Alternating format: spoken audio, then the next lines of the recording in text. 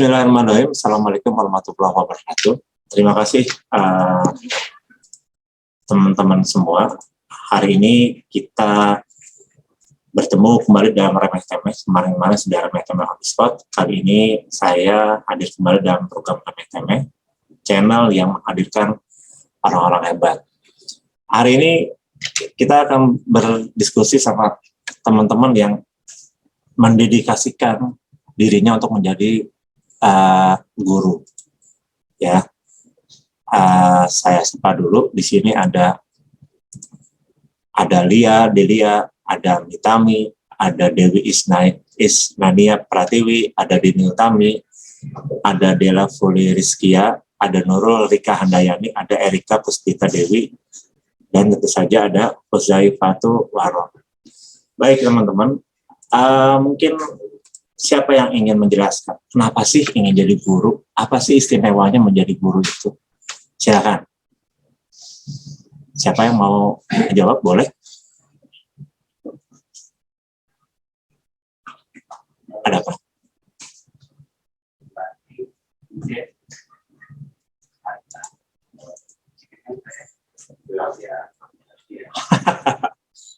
Baik, silakan. Jawab saja apa? Mungkin ini terlalu exciting kan ya, karena ini diwawancara langsung di Remeh Temeh dan akan tampil di YouTube. Tapi tidak mengapa, ini kita akan bicara dengan calon guru, karena yang menyaksikan channel saya itu mayoritas itu guru dan para pendidik dari PAUD sampai yang lainnya, sampai perguruan tinggi bahkan. Silakan, siapa yang mau menjawab kenapa sih ingin menjadi guru? Boleh dihidupkan dulu mikrofonnya.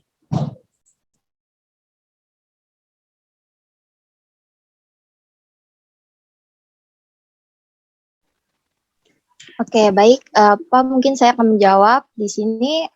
Kalau misalnya dari saya sendiri, atau mungkin banyak juga teman-teman yang mengalami alasan-alasan serupa dengan saya.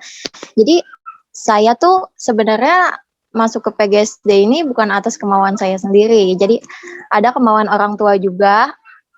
Jadi pada saat itu saya kayak disuruh, ya udah kamu PGSD aja, mau nggak gitu, kamu kan cewek kan biasanya kalau orang tua tuh beranggapan kalau misalnya jadi guru nanti bakal jam kerjanya tuh pulang setengah hari, jadi di mana setengah harinya itu kita di rumah bisa kayak bantu-bantu gitu di rumah. Jadi saya juga dulu pernah SMA, dia kan guru juga ya Pak, dia selalu bilang kayak, dia juga dulu dipaksa juga sama orang tuanya. Dia cerita sama saya, kata orang tuanya tuh dulu, lebih baik kamu berdiri di depan kelas menjadi seorang guru gitu, yang banyak orang tuh beranggapan bahwa guru tuh di depan kelas terhormat gitu, dia mendidik anak-anaknya gitu. Ya udah, daripada kamu kayak nggak jelas mau jadi apa gitu, ya udah jadi guru aja gitu, mendidik anak bangsa, mengajarkan hal-hal yang baik gitu bagi generasi penerus bangsa, seperti itu Pak. Berarti dulu orang tuanya ada yang jadi guru ya? Kalau saya sendiri nggak ada, cuma itu dari perkataan guru saya sendiri pas SMA. Oke, terima kasih Erika Puspita Dewi. Yang lain silakan. Adakah yang ingin sharing kenapa sih ingin jadi guru? Karena guru itu hari ini sulit loh. Jujur saya katakan menjadi guru hari ini sulit karena luar biasa tuntutannya, apalagi di tengah-tengah paradigma pembelajaran baru ini yang luar biasa. Guru itu dituntut untuk bisa ini dan bisa itu, dan yang paling penting adalah bisa teknologi informatika. Ada lagi yang mau berpendapat? Silakan. Tidak mengurangi nilai loh. Ini aman. Ini aman dan kita happy aja. Orang ini kan obrolan sore ya.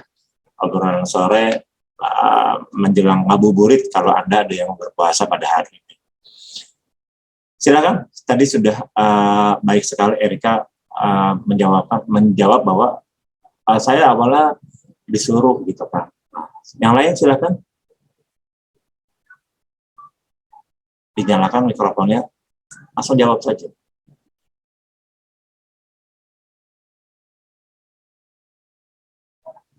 Ya.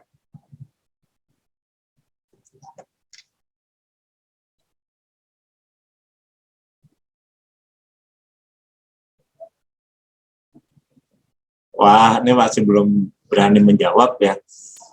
Tapi teman-teman semua, bahwa teman-teman ini telah melewati fase magang 1 dan magang 2 dan magang 3 itu nanti di semester 7, karena sekarang teman-teman ada di semester 5 menjelang ke 6.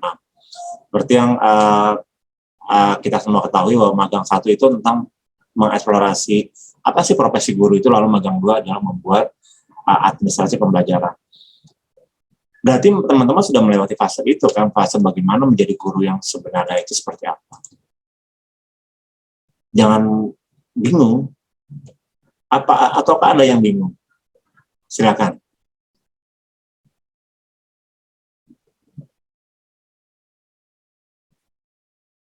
Ada yang mau menambahkan kenapa ingin menjadi guru?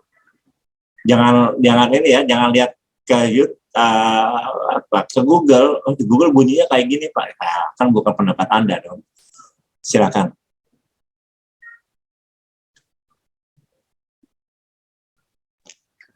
Mungkin saya mau menambahkan aja Pak. Silakan. Kenapa mau jadi guru? Karena pekerjaan menjadi guru ini menurut saya itu bukan pekerjaan yang monoton.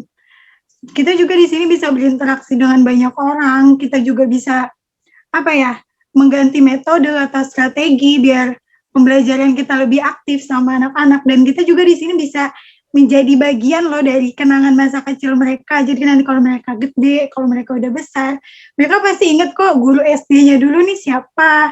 Terus mereka tuh bisa belajar ini, bisa tahu ini, itu tuh dari ibu yang mana nih. Mungkin itu sih Pak. Jadi ikut dalam menjadi kenangan masa kecil buat mereka juga. Kita juga bisa berinteraksi sama mereka, bisa berinteraksi sama orang tua murid, dan apalagi kadang tuh orang tua murid tuh juga ikutan kenal juga sama kita, jadi kayak menambah relasi juga sama orang tua murid gitu Pak. Mungkin seperti itu menurut saya. Wow, berarti ini malah lebih dalam teman-teman. Tapi kata kuncinya tadi yang saya dapat adalah dekat sama anak-anak. Benarkah? Nah, benarkah? Tapi di SD itu kan ada kelas rendah, kelas tinggi ya. Kalau kita ngajar kelas rendah itu memang harus menjiwai, bukan hanya di kelas rendah saja, di kelas tinggi itu juga kita harus menjiwai ketika kita mengajar. Tapi benar nggak kalau jadi guru itu harus dekat sama anak-anak? Coba yang lain, saya ingin mendengar pendapat. Ayo. Ini kan bukan tebak-tebakan dan juga bukan kuis ya. Dan lagi, apapun jawaban Anda di sini, jangan khawatir, Pak Ari dosen nanti saya bisa kena nilainya ini. Enggak dong, kan ini kita lagi, mungkin banyak di luar sana, kenapa sih masih mau jadi guru, kan hari ini tenaga ASN itu sudah tidak ada ya, gitu kan. Tapi kan pekerjaan mulia ini kan harus terus berlangsung, berkesinambungan gitu kan. Karena kalau kita ada guru-guru yang hari ini sudah menjadi senior, kan mungkin ke depan mereka akan tidak lagi menjadi guru gitu kan, seperti.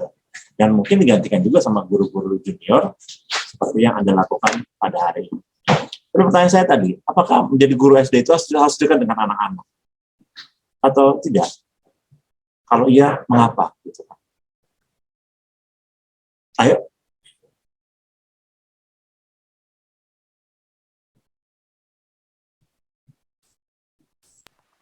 Ini menjawab Pak. Silakan Mbak Lia. Mungkin kita benar Pak harus dekat sama anak kecil, karena kita kan apalagi kan PGSD gitu ya Pak, yang otomatis kita usianya masih sekitar belasan tahun seperti anak kecil gitu Pak. Jadi kayak otomatis kita harus menyukai anak-anak, kayak nanti kita mengajar kita harus masuk dong ke dunia mereka gitu Pak. Jadi kita otomatis kita harus suka, biar ilmu yang kita berikan kepada anak-anak tersebut kita akan sampai. Seperti itu sih Pak. Baik. Kata kunci yang saya dapati adalah agar bisa masuk ke dalam dunia mereka. Ini keren. Sudah direpotkan dengan administrasi yang riuh ya, tapi Anda juga harus menyelami ke dunia anak-anak atau ke dunia teman-teman peserta didik. Ada dong, boleh dong saya dapat cerita tentang magang 1 ketika Anda menemui mengobservasi teman-teman guru senior gitu kan. Apa yang Anda dapat di situ? Siapa yang ingin mau berbagi pengalaman?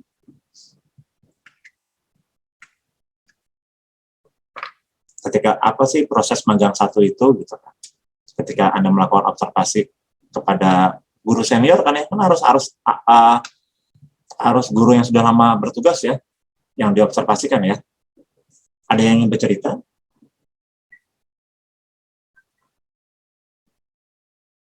Silakan.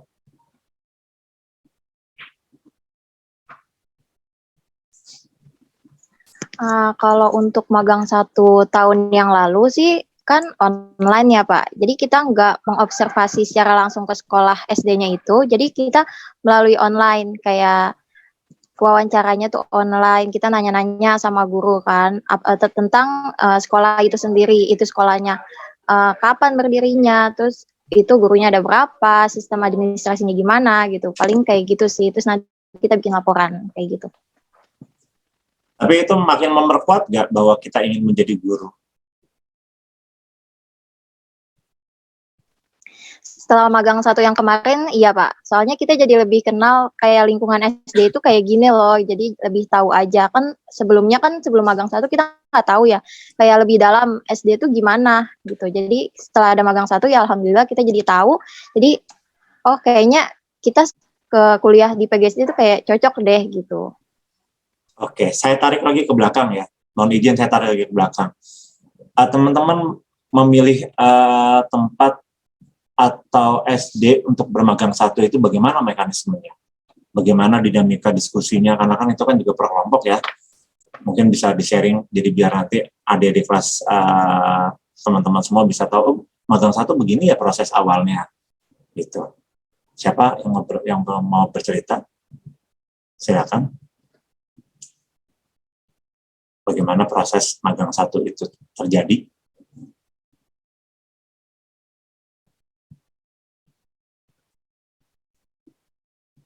Mungkin Mitami mungkin mau cerita ya, karena teman-teman ini namanya unik, karena namanya hanya 1 suku kata. Di zaman milenial seperti ini ternyata masih ada yang namanya satu suku kata gitu ya. Biasanya nama-nama 1 suku kata itu nama-nama orang tua, kayak nama nenek saya Suyarsi gitu kan, atau nama dekan FKIP Pak Enawar gitu kan. Tapi ini Mitami kan generasi milenial atau generasi Y gitu kan, namanya masih satu suku kata. Silakan coba Mitami buat cerita tentang magang 1-nya. Kalau untuk magang 1, untuk pembentukan kelompok atau regunya itu kami dipilihkan dari pihak kampus Pak. Cuman kalau misalnya untuk sistematis kita dalam mengobservasi sekolah, kami menanyakan kepada sekolah, misalnya sarana prasarana apa saja yang ada di sekolah itu, terus kita juga mencari tahu tentang etos kerja dari guru, begitu Pak. Lalu yang didapat apa dari magang 1? Mungkin Nurul Rika Handayani bisa membantu menjawab. Apa sih yang didapat dari magang 1? Kalau tidak salah pun magang 1 ini membahas tentang administrasi sekolah kan Pak ya. Nah, berhubung kita waktu itu via online, jadi kita meminta datanya pun diberikan secara online. Nah, misalnya kita membutuhkan file apa, nanti dari pihak guru Pamong mengirimkan ke WA group. Bahkan guru Pamongnya sendiri pun dipilihkan dari pihak kampusnya Pak. Seperti itu Pak. Tapi prosesnya menyenangkan nggak semuanya itu? Sebetulnya pas sebelum mungkin pandemi, kita kan berharap, wah magang nih gitu loh. Pengennya kan secara offline Pak. Nah tiba-tiba pandemi, akhirnya secara offline. Jadi kita tuh paling duduk di depan laptopnya kita sendiri. Jadi nggak ada sedikit kayak kita ke sekolahnya pun atau ketemu sama guru-gurunya di situ nggak ada Pak. Jadi kurang sih Pak, kurang menyenangkan aja kalau offline. Beda aja sama magang 2 yang sekarang ini. Mungkin bahasanya kurang seru ya gitu ya. Iya Pak. Oke, terima kasih. Sekarang saya ingin ke ini rumahnya teman-teman ini pemalu mungkin ya, karena mungkin cantik-cantik, kalau cantik-cantik bisa pemalu gitu, jadi mesti disuruh bicara saja. Anissa, nah saya ingin Anda bercerita tentang bagaimana sih proses magang 2. Nah, teman-teman sebagai informasi, magang 2 itu berisi tentang pembuatan belajar untuk administrasi pembelajaran, walaupun waktunya sama. Mungkin Anissa bisa menjelaskan prosesnya seperti apa. Silakan. Kalau magang 2 ini tuh beda sama magang 1, Pak. Jadi magang 2 ini tuh pure jadi kita yang milih, jadi kelompoknya, terus dari pemilihan sekolahnya, terus sama dospemnya juga beda lagi dari magang 1. Dan itu juga bingung, Pak. Jadi kok kenapa dospemnya itu kok beda-beda gitu? Kenapa kayak gitu, Pak? Oh, gantian ya. Hostnya ditanya ya. Kalau kenapa dosennya beda-beda agar Iya. Anda Jadi sebenarnya tuh dospemnya siapa sih, Pak? gini, kenapa magang itu berbeda? Nanti mungkin magang 3 juga dosennya berbeda karena biar Anda terbiasa dibimbing atau bekerja sama dengan orang lain yang berbeda-beda. Karena kan ketika kita kerja nanti kan beda-beda juga, bisa jadi misalkan kepala sekolahnya berbeda antara Lia dan Anissa, kan bisa jadi sekolahnya berbeda juga. Sebentar, ada iklan sebentar. Ya kan, tapi kan kalau beda-beda gitu jadinya dedekan lagi gitu, Pak. Ya, boleh saja begitu. Ada tidak yang berceritakan kenapa sih memilih SD 2 Cikokol? Saya kadang-kadang suka tertukar itu kan, makanya sering banget Karena saya salah. tengah-tengah, Pak. Karena tengah-tengah. Oh, Ya. tengah-tengah. Oh, posisinya tengah-tengah dari 10 orang anggotanya itu. Iya, jadi sama-sama gitu. Jadi nggak jauh banget, nggak deket banget, di tengah-tengah. Tengah-tengah kampus juga lebih enak. Tapi yang kenal kepala sekolahnya siapa? Yang paling kenal kepala sekolahnya? Romita. Romita ya. Pak. Oke. Awal mulanya bagaimana tuh ketika Anda ke sekolah sama teman-teman? Yang ngusulin sih Romita sih, Pak, karena kan Pak Kepsek juga kan dulunya pernah di SDN Cikokol 4 tuh. Nah, jadi ya Romita ngusulin. Saya sama Pak kepala sekolahnya itu udah deket, jadinya katanya enak kalau misalnya ke SDN Cikokol 2 gitu, Pak. Saya sekarang ingin ke Lia nih. Nah, Lia coba jelaskan, kan setelah dibagikan kelompok, dibagikan waktu konseling ya, lalu kan bolak-balik ke sekolah tuh. Nah, bagaimana perasaannya ketika itu terjadi? Senang banget sih, Pak, karena kan kita magang 1 itu kan kita online, jadi kurang merasakan vibes-nya magang gimana tuh, Pak. Terus sekarang nih magang 2 offline, kita bisa ke sekolah, kita bisa observasi, kita bisa ketemu guru-guru, kita bisa ketemu bapak, bisa ketemu dospen, terus juga ketemu kepala sekolah, kita bisa belajar secara langsung tentang bagaimana itu magang 2 terjadi itu sih, Pak. Jauh nggak dari rumah tempat magangnya? Kayak biasa ke kampus aja sih, Pak, paling 30 menit kalau dari rumah, seperti itu, Pak. Oke. Terima kasih, Lia. Mungkin sekarang saya ke Huzaifatu Waro nih. Rumahnya di mana? Lalu jauh nggak jaraknya dari rumah ke mana tuh, ke SD 2 Cikokol? Rumah saya di Kalideres. Perkiraan dari rumah ke SDN Cikokol ya lumayan 40 sampai 50 menit. Dan saya itu kalau ngumpul sama teman-teman yang lain, kan saya jalannya berdua sama Dela Fuli. Selalu paling terlambat. Nggak pernah paling cepat waktu. Kayak Kenapa gitu, itu? Pak. Ya mungkin sayanya juga telat berangkatnya, terus juga lumayan jaraknya juga lumayan jauh. Yang jemput Huzaifatu Dela atau Huzaifatu yang menjemput? Saya yang jemput Dela. Oh, Dela rumahnya di Kalideres juga? Iya. Oh, oke. Berarti ini Dela sama panggilannya siapa sih? Namanya unik juga nih. Huzaifatu. Eva biasanya. Eva. Jauh sekali ya. Evanya kan saya lihat. Oh, Evanya nggak ada. Kalau Dela bagaimana nih? Was-was nggak kok? Belum dijemput-jemput juga nih sama Eva gitu kan? Was-was Pak. Agak deg-degan juga, takut yang lain pada nungguin, takut ditinggal juga ke sekolahnya. Tapi cuma nungguin juga, ya akhirnya ditungguin sama yang lain biar bisa bareng-bareng ke sekolah. Pernah dimarahin nggak? Ini kamu mana aja sih kok telat gitu? Colotehannya yang kayak, telat mulu nih begitu. Tapi alhamdulillah ya semuanya bisa berlangsung Lancar. lancar. Tar dulu, Dela sama Eva dapat guru pamongnya sama nggak? Beda, Pak. Beda. Oh beda. Nah pertanyaan saya gini, kalau Eva sama Dela suka berbarengan, ke sekolahnya berbarengan atau berbeda-beda? Ke sekolahnya Bareng. Pernah jadwalnya berbeda sama guru Nah pamong. itu bagaimana caranya? Pernah berbeda waktu itu. Nah, Dela ngikutin saya datang pagi. Harusnya kan pamongnya Dela nggak datang, terus Dela ikutan datang pagi ke sekolah bareng saya. Dia ngikutin saya bimbingan sama pamong saya. Wah hebat ya, berarti ini udah bukan dua sejoli ya, tapi sahabat sejati ya. Teman yang lagi bimbingan lalu ditungguin. Tapi pas Dela bimbingan ditungguin nggak? Enggak. Tinggal berarti ya. Enggak apa-apa, Pak.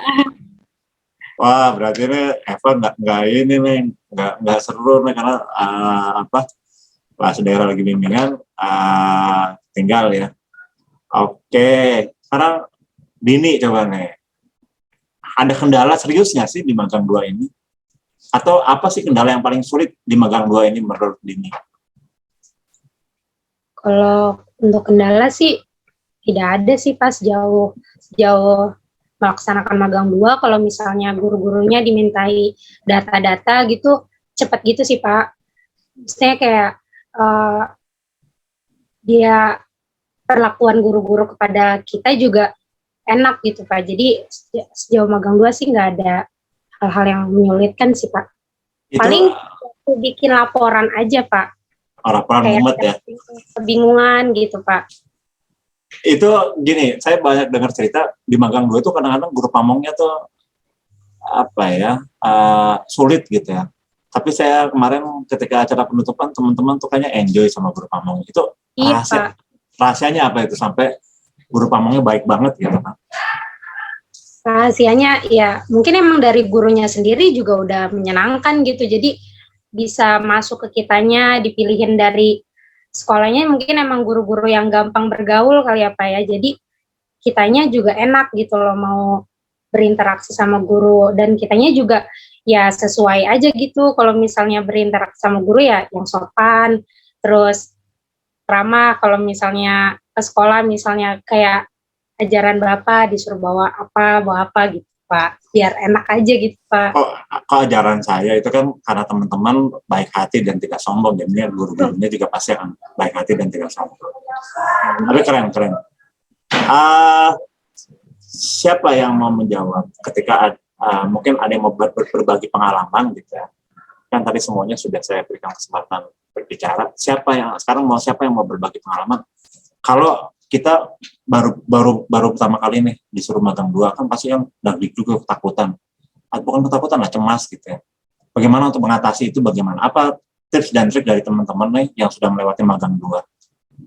Silakan, siapa yang mau berbicara? Saya yakin nggak semuanya sepede itu kan? Betul nggak? Nggak semuanya sepede itu kan? Nah, ayo jujur, kan nggak semuanya sepede itu, dan lalu bagaimana kan, karena ketika pembukaan yang banyak bicara kan hanya ketuanya, siapa namanya?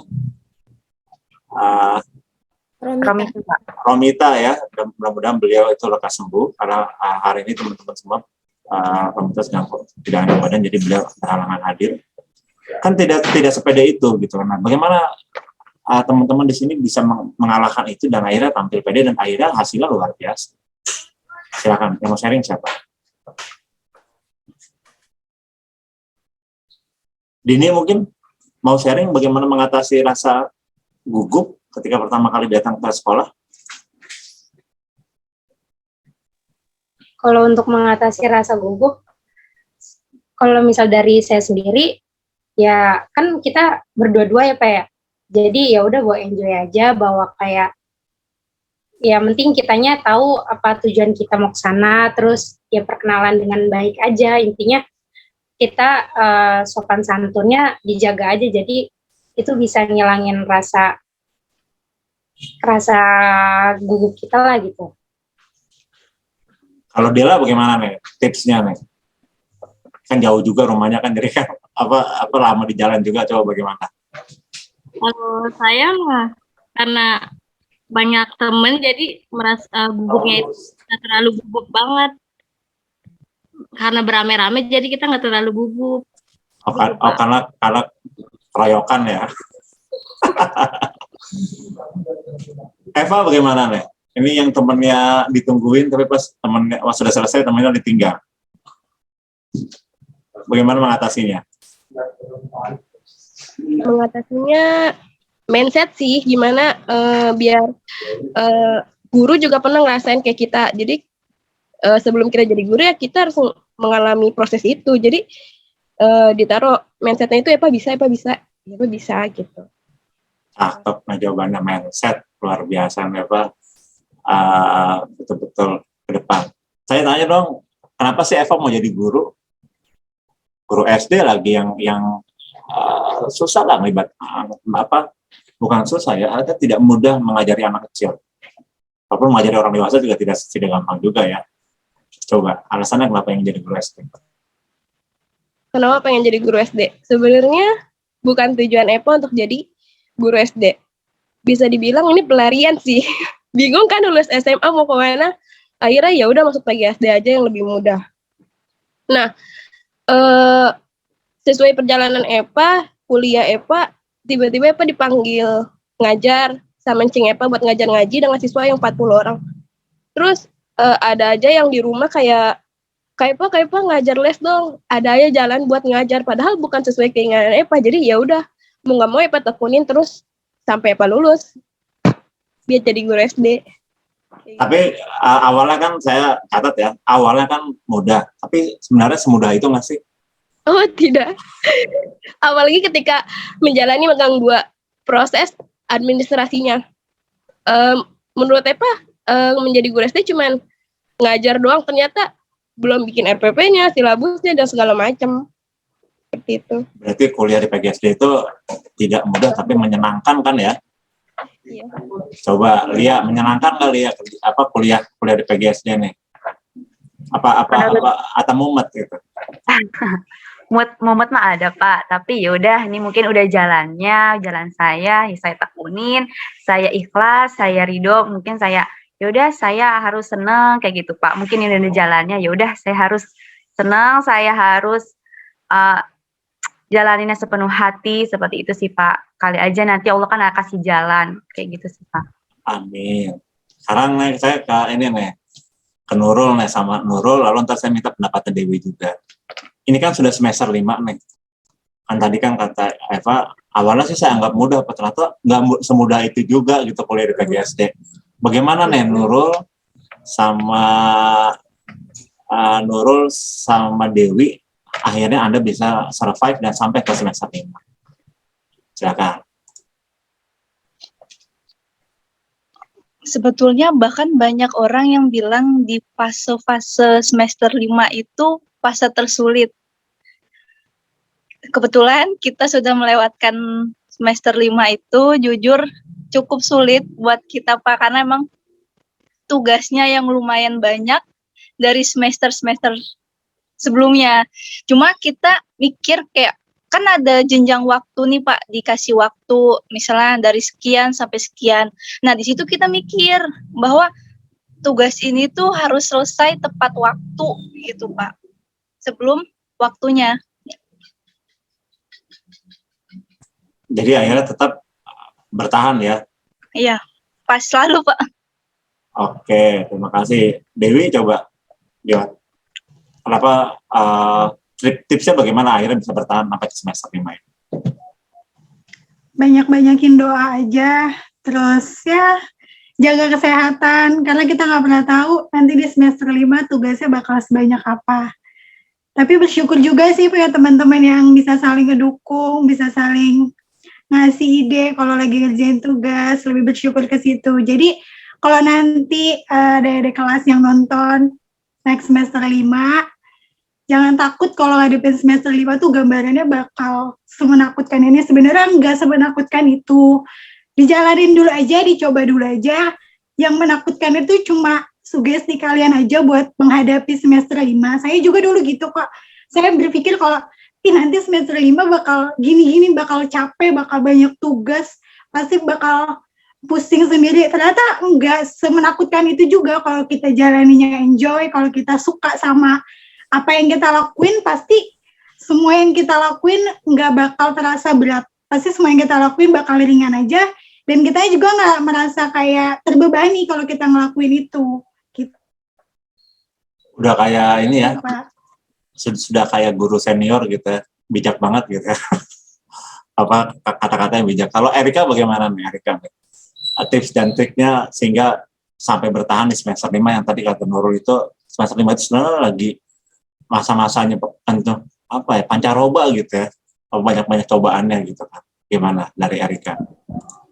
Kalau saya sih tips dari saya itu banyak-banyak punya temen ya Pak.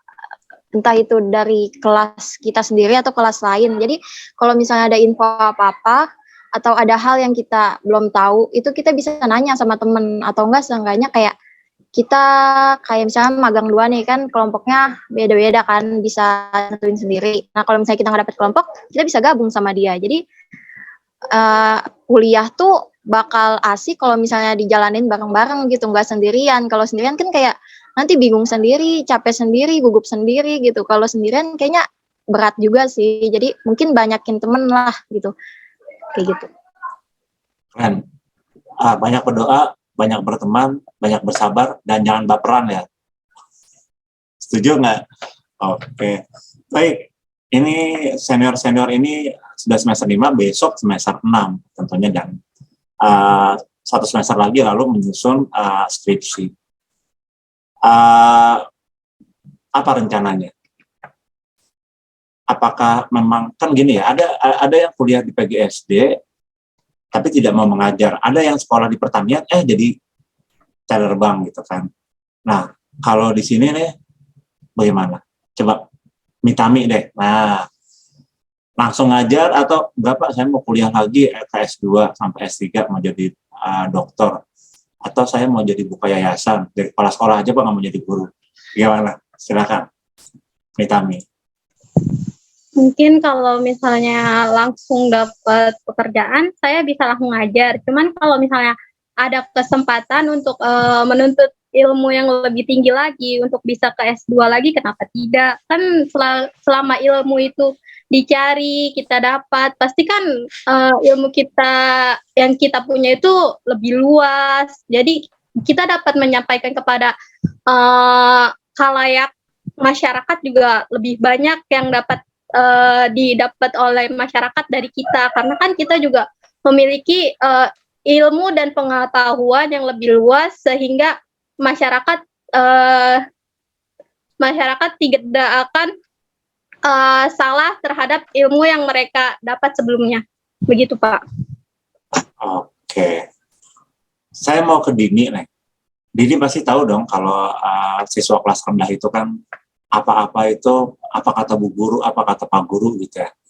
Nah, bagaimana sih yang teman-teman atau Dini lihat ketika kemarin ke sekolah itu, kira-kira idealnya guru kelas rendah itu harus bagaimana? Kalau idealnya guru kelas rendah harus bagaimana? Ya yang menyenangkan gitu loh Pak.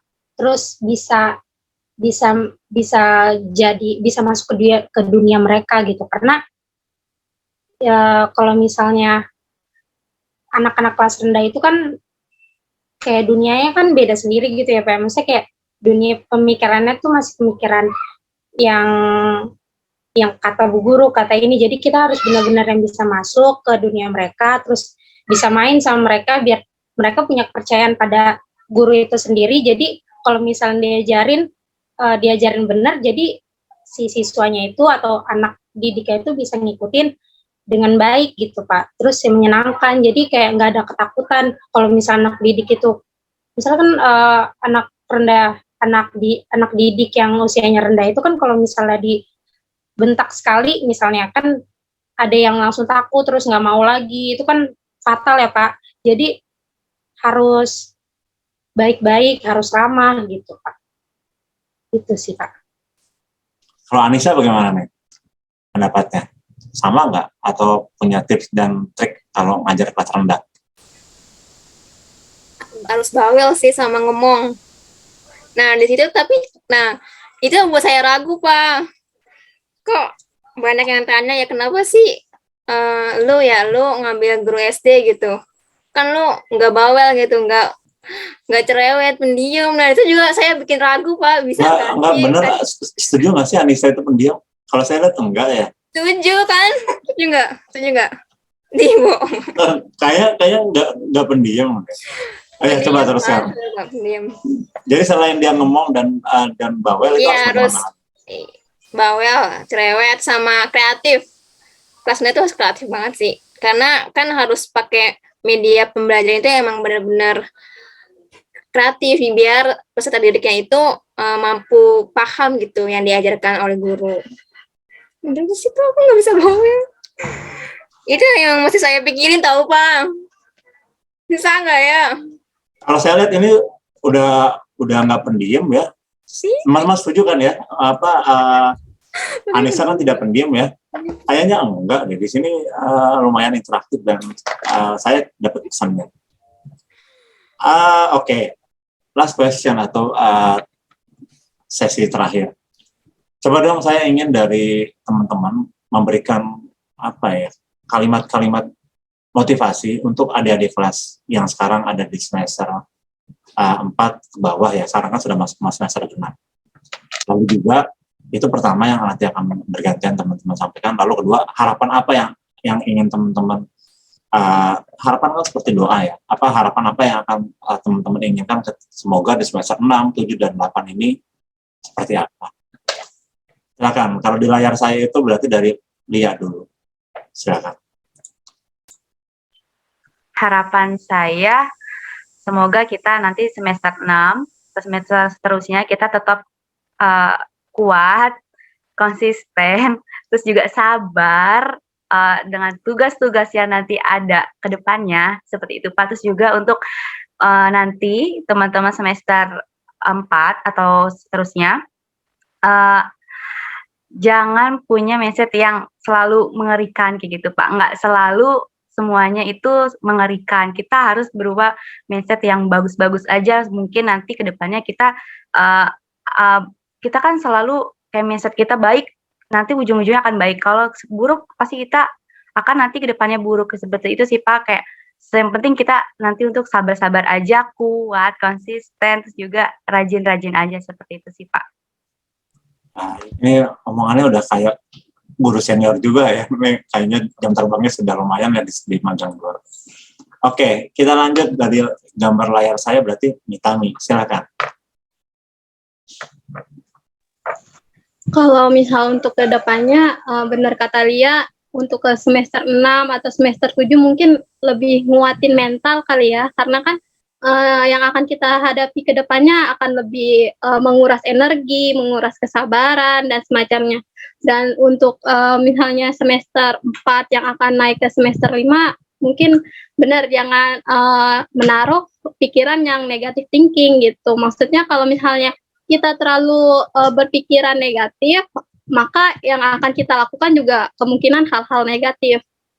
Juga saya bisa memberikan tips kayak misalnya kita harus menghayati, dan nanti kita setelah menghayati kita akan menikmati prosesnya gitu Pak.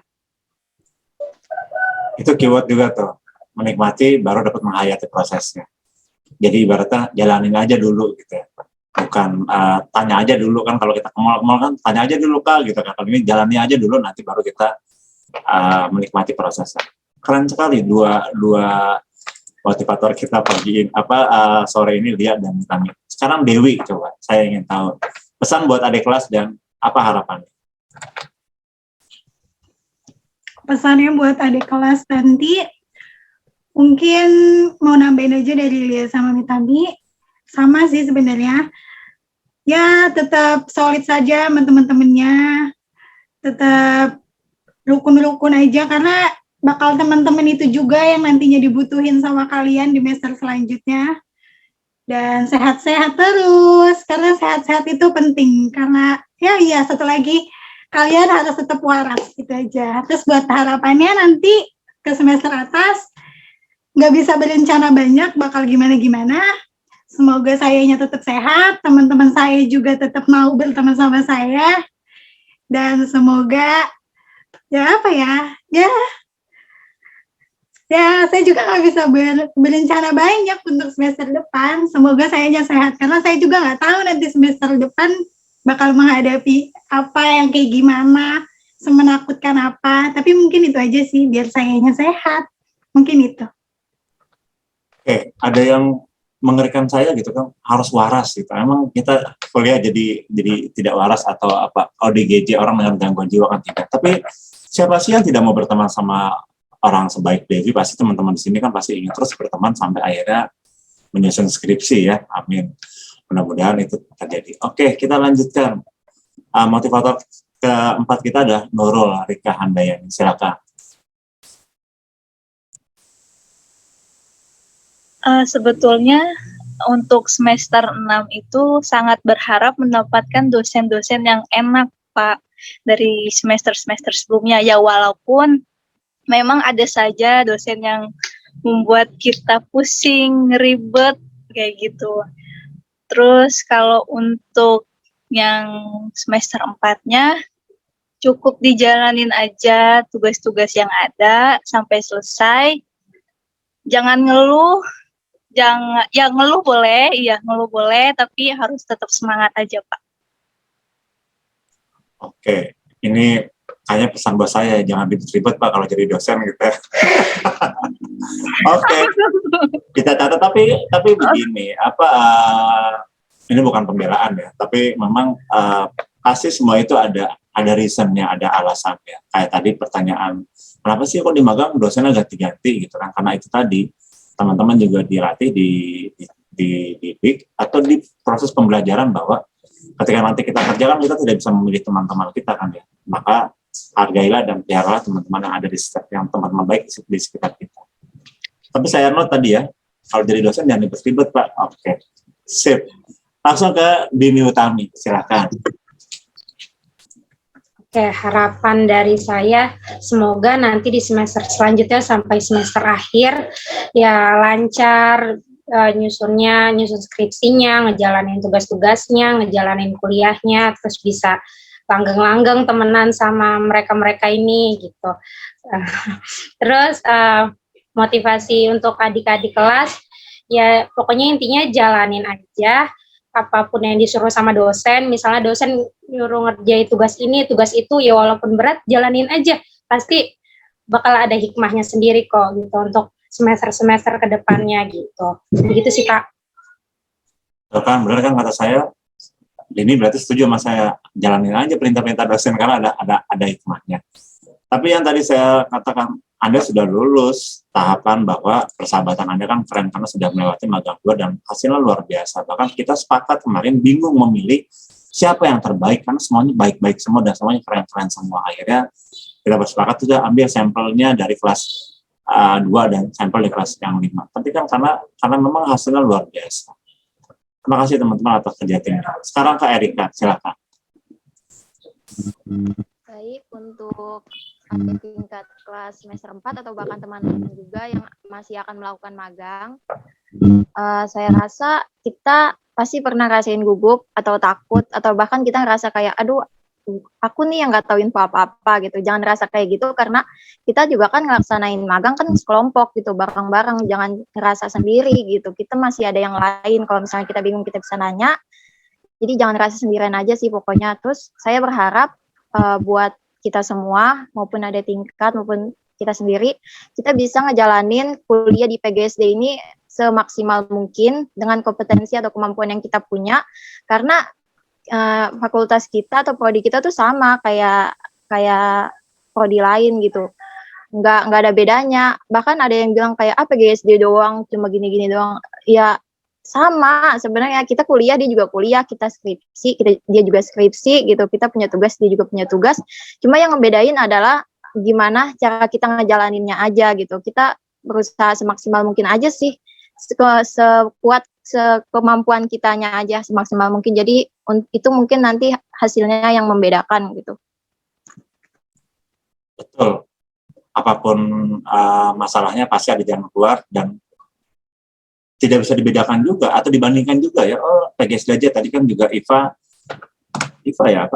sudah mengatakan bahwa awalnya dia pikir gampang, ternyata nggak segampang itu juga kali gitu kan ya.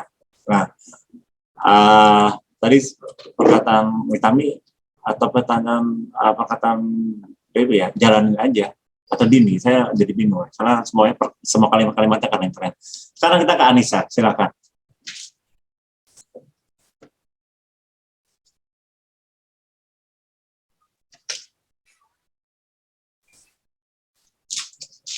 Saya apa ya? Sama sih. Pokoknya buat semester besok semoga ya lancar ngerjain tugasnya. Terus karena kalau misalnya besok masih online tuh, kalau tips saya itu ya keep bermain sambil belajar. Biar menyenangkan, Pak. Nah, gitu aja, Pak. Terus kalau buat semester yang ada kelas itu ya jangan mikirin yang terlalu jauh aja. Jangan yang enggak lah. Gitu, Pak. Nah, gitu aja, Pak. Pokoknya bermain aja udah. Oke, karena memang Belajar. konsep belajar hari ini adalah bermain sambil belajar. Jadi kita dapat konsep yang menyenangkan ketika belajar. Jadi jangan dijadikan beban. Betul sekali seperti tadi Anissa katakan, tadi juga teman-teman sebelumnya mengatakan jalanin. Jujur, Pak. Jujur nih, kuliah PGS tuh bagi saya ya emang nggak terlalu susah. Tapi pas terjun ke SD-nya mungkin susah. Jadi kalau tugas-tugasnya ya bisa ke-handle semua gitu. Jadi gimana ya, kadang ini kuliah kok kayak nggak ngerasa kuliah gitu. Gabut banget. Gitu, Pak. Wah, berarti ini Anissa sama Eva tuh beda lah kan. Anissa mungkin otak sultan kali ya. Tapi enggak lah. Serius tahu, Pak. Nah, itu juga jadi alasan saya milih PGSD. Saya pikir begini. Seperti tadi kata Erika gitu kan. Setiap prodi pasti punya tingkat kesulitan dan tingkat menyenangkan yang berbeda-beda. Dan pasti mungkin sampai semester 5 ini Anissa menemukan kliknya. Jadi sudah klik. Kalau sudah klik itu menurut saya semuanya akan menyenangkan. Semuanya akan sangat mudah seperti kita main game komputer ya, kalau ada sering main game komputer seperti saya gitu kan. Tapi kalau misalnya belum klik, apapun walaupun gampang sekalipun akan terlihat sulit gitu kan. Ya.